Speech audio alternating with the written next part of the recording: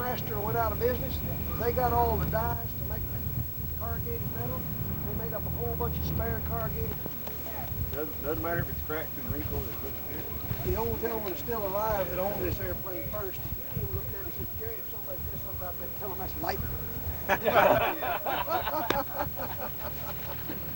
See, their idea was, their first airplanes had a landing light out here. Yeah. That you could control from the cockpit. Huh. And the idea was they'd fly over the field at night and shine the light down, look down the runway, see if there's anything on it. Yeah. Then they'd come back around and let the light out and land with the light ahead. In 1928, they did that. Well, there's still a lot of runways that you should fly over and chase the yeah. deer off before, That's about right. before you land. That was amazing what they did. Is the paint scheme taken from a photograph? Or Yes, something I'd like Good. to show you the photograph. His whole career, his name is Ted von Rosenberg, and he was in California for a long time. And during the war, he was on board with Howard Hughes when they crashed that amphibian into Lake Mead.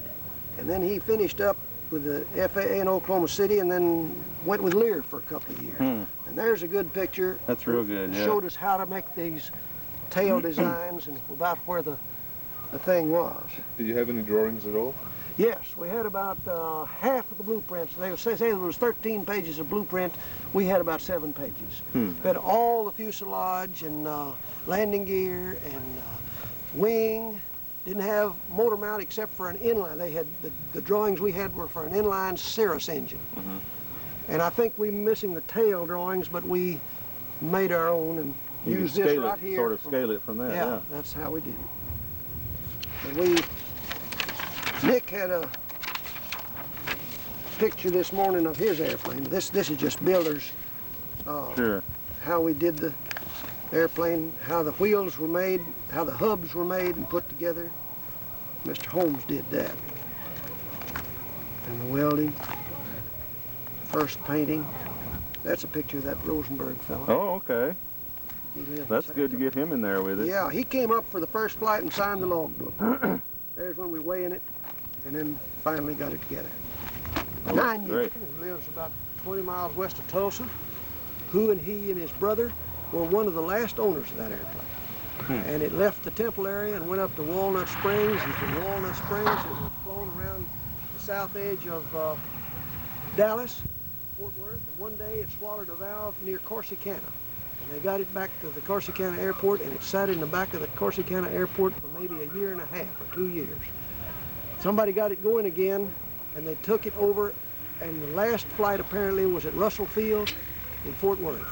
And from there it was disassembled and carried out to some fella bought it, had a little airstrip out near Lake Worth, and his address was Jacksboro Highway, and that's where the number expired right there. Who knows? So it was cut up for scrap during the war, I feel sure. Yeah, or fence post.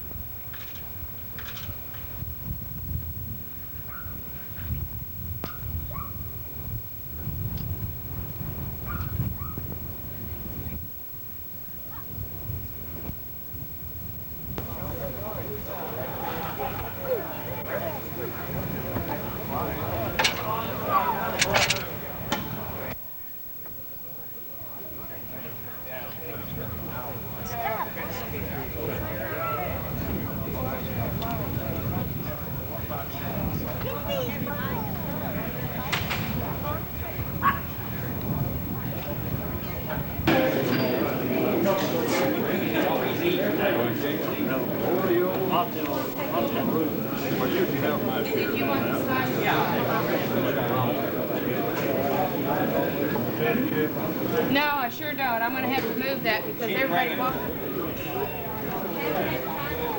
Wait a little bit more.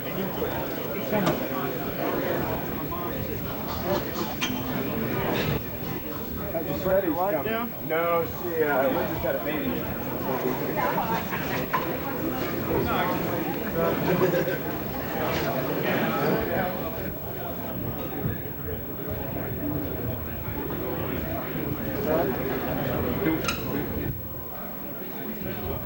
Corrigan.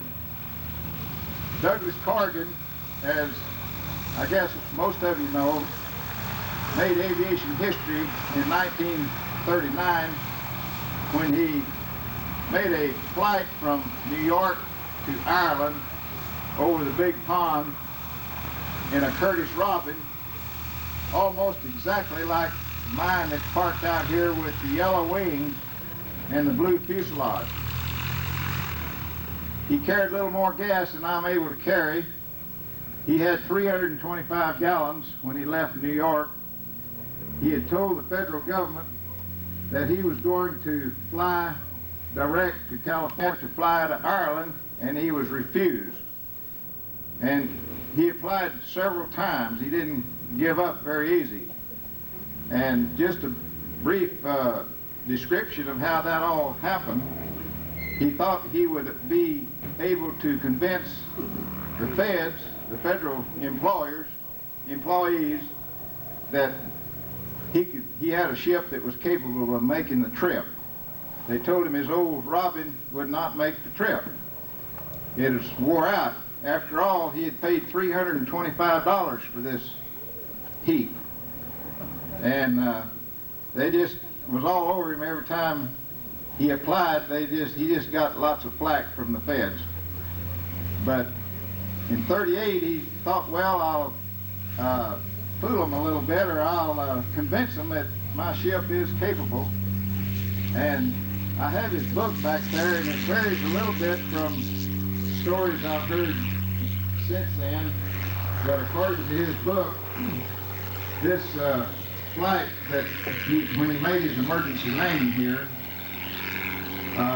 was prior to his trip to Ireland. Now, I've heard just lately through some of our local people here that it was after he had made the trip. And which way it is, I really can't tell you. I don't really know.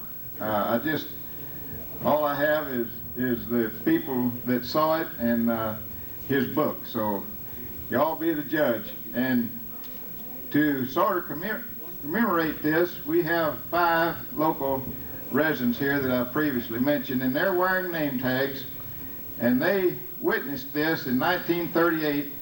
It was in the latter part of October, and it was within 3 or 4 days either way of October the 20th, according to his book. And they're here to tell you what they remember about it. I was 7 years old, and I can tell you what I remember about it in just a pretty short while, because the way I remember it, the phone rang.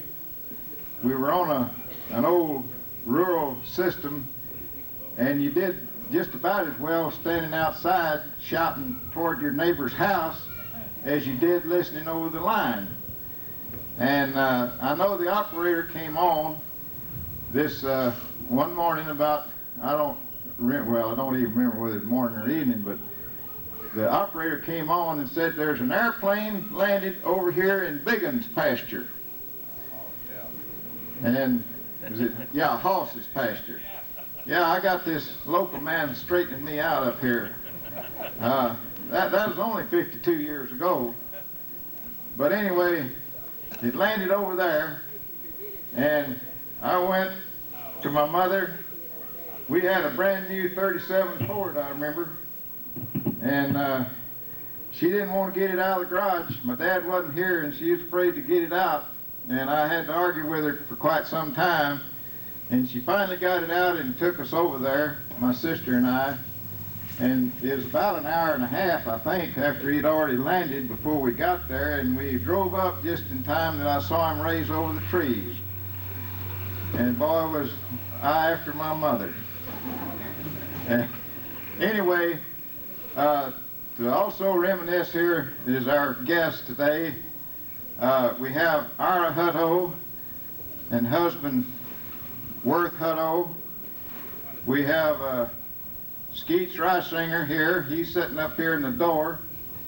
We have Lloyd Warner, which is back feeding his face, I think, and myself, and there's 2 others that were invited. I haven't seen either one of them yet, but they're the Fields brothers, Brownlee Field and his brother Jack Field, and I haven't seen either one of them come up yet. But they're here to talk about it and reminisce with you. And at 3 o'clock, I'm taking my old Curtis out and reenact that landing. And those of you that have ground transportation and would like to go over there, Mr. Worth Hutto is going to lead the caravan if you want to fall in behind him at 3 o'clock, and we'll keep you informed at the exact moment. You can get behind him, and he'll drive about 3 miles east of here and sit on the ground, and it's on a little mail carrier road that you will be parked on. There's no fences on either side, it's just a pasture road. I think you'll go over a cattle guard or two maybe, and just sit there and wait for us, and we'll give you time. I've got a cameraman in the back seat of the Robin, and we were over there earlier this morning. Well, wait a minute, I'm getting confused too. I'll be by myself, I guess, and the cameraman will be on the ground over there. I carried the cameraman over there this morning. That's the way that worked. So, if you'd like to fall in there and see that, we'll just go right ahead. And just one more word.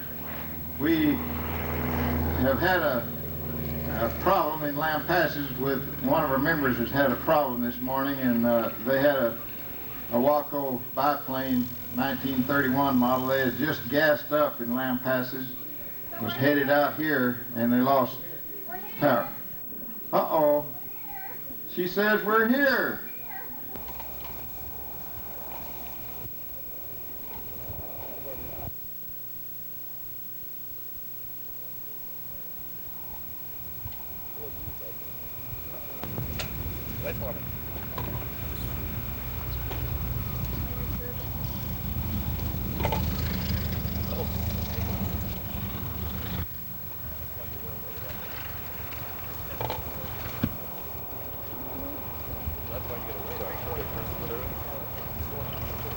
Soviet building.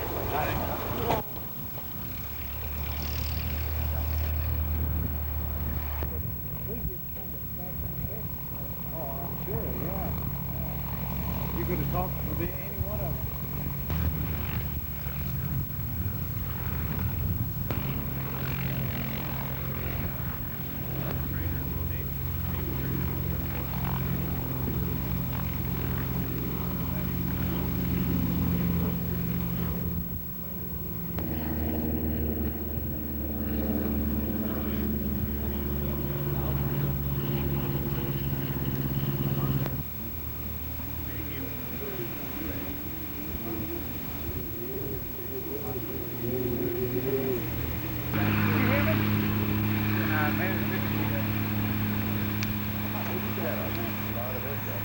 More here this year than last year.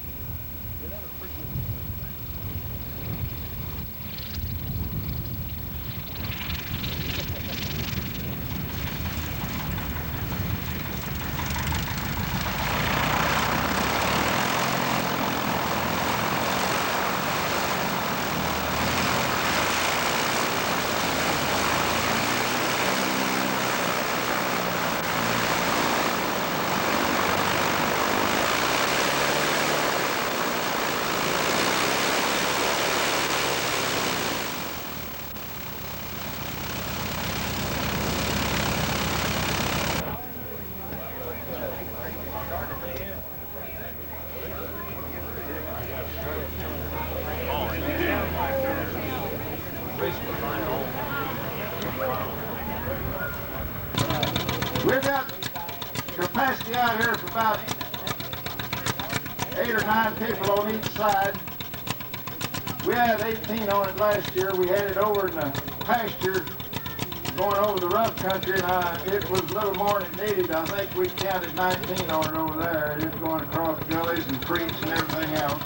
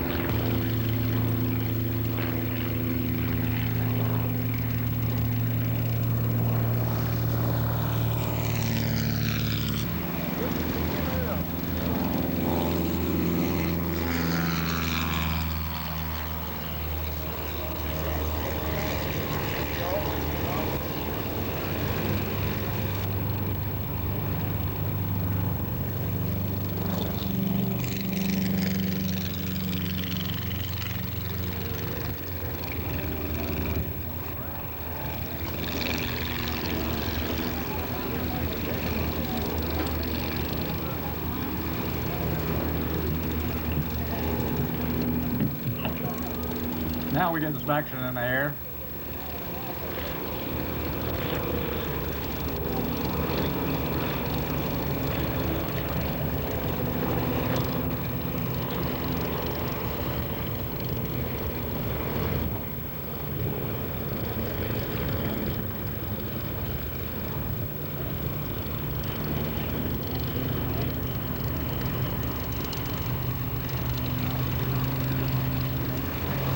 Nice little biplane, real smooth to fly by.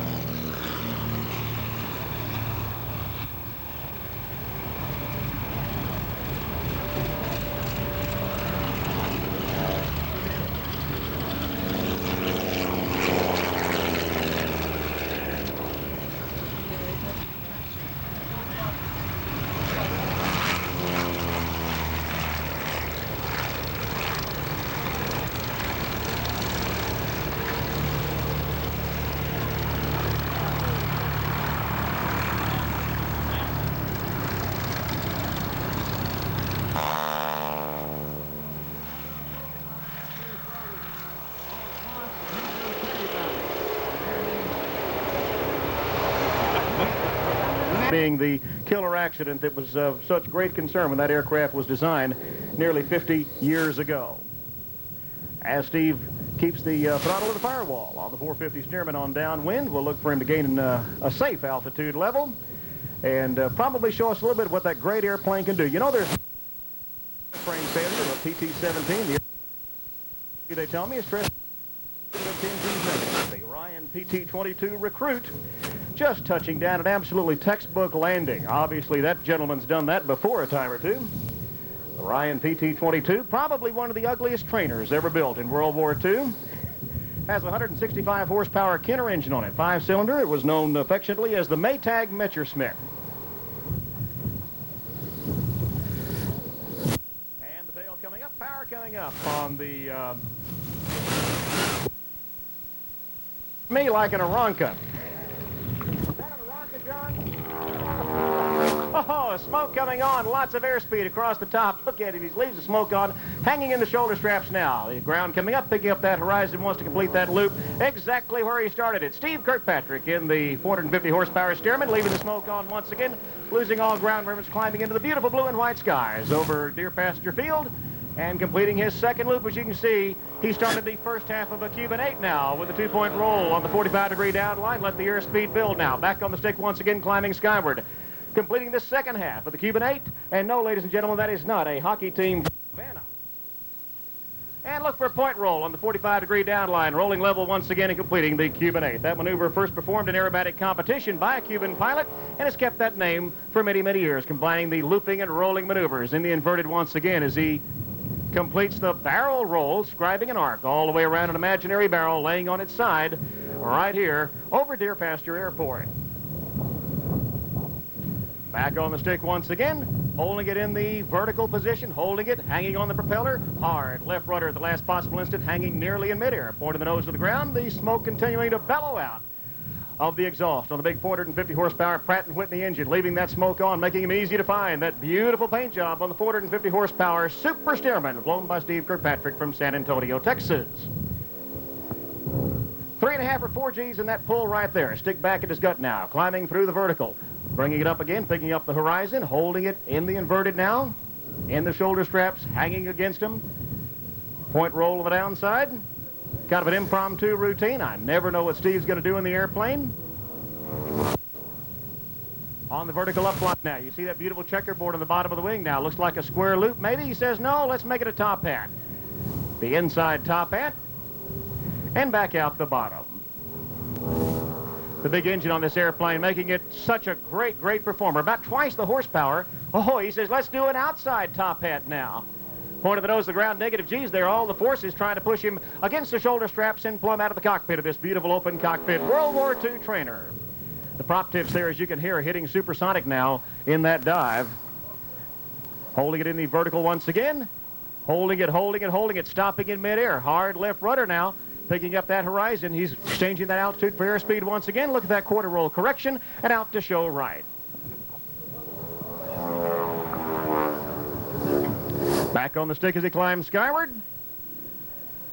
And the beginning of a modified cloverleaf. Let's call this one a barrel roll. As he brings it back to where he entered, look for a little bit of a left turn right about now. He says, no, let's make it a full cloverleaf. Ah, what a beautiful routine Steve is flying for us today. Leaving that smoke on. Of course, this is an operational airfield, ladies and gentlemen. Steve wants to make sure that any aircraft that enter the pattern certainly have a good view of him. That beautiful paint job so visible against the skies over the Lampasas area today. And he's just about out of smoke oil, or he's turned it off. It's hard to tell which. He says, I'm about out of altitude for doing these maneuvers safely. He'll probably come back and maybe give us a couple of flap maneuvers right down the runway here. Aircraft holding on the, yes, he's got a lot of airspeed. I wouldn't be a bit surprised if we don't talk Steve out of a roll as he comes right down the show line, ladies and gentlemen. Lots of airspeed. Let's look for that smoke to come back on if he's got any Corvus oil left. He says, you betcha, in this big tank up in the front cockpit nose coming up. And roll it all the way around, a point roll. 2 to the inverted now. Let's go back to knife edge for 3. And all the way around to level flight. Horizon looks flat once again. The 4-point hesitation roll, stopping every 90 degrees. And an aileron roll, just for good measure. Make sure the pattern's clear, waving at you from the inverted. Wave back at him, he can probably see you. If you're a little further down the show line there, Steve Kirkpatrick from San Antonio, Texas.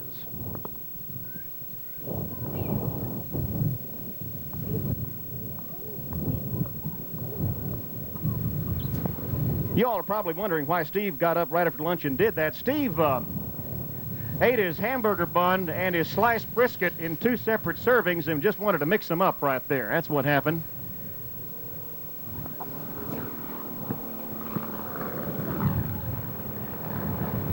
Little home build taking off, a BD-4, one of the brainchilds of Jim Beatty.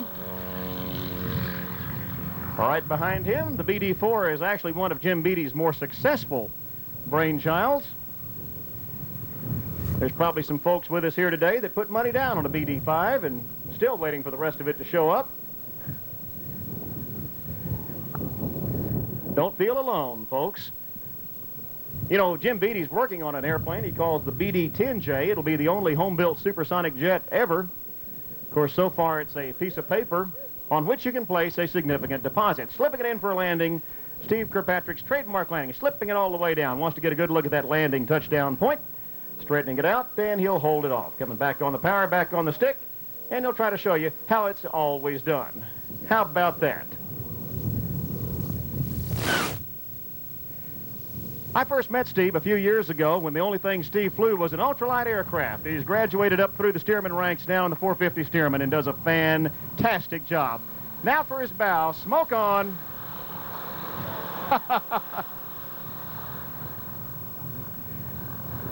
As he takes his trademark bow. A little bit of showman and all, Stearman pilots, ladies and gentlemen, and if you owned one, you'd know why. Also, of course, John Bowden was asking if we do something about the mosquitoes on the far side of the runway. They won't be a problem the rest of the day.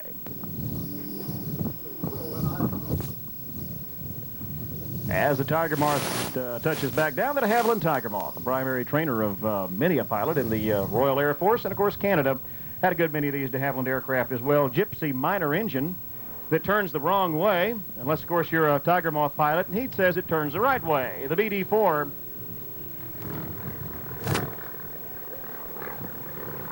has a circular wing spar, and every section, every wing panel on that airplane is identical. I guess if he wanted to, he could actually take and make that wing twice as long as it is. Stack them right on that big, strong, circular wing spar. The airplane with which Jim Beattie probably should have quit designing airplanes.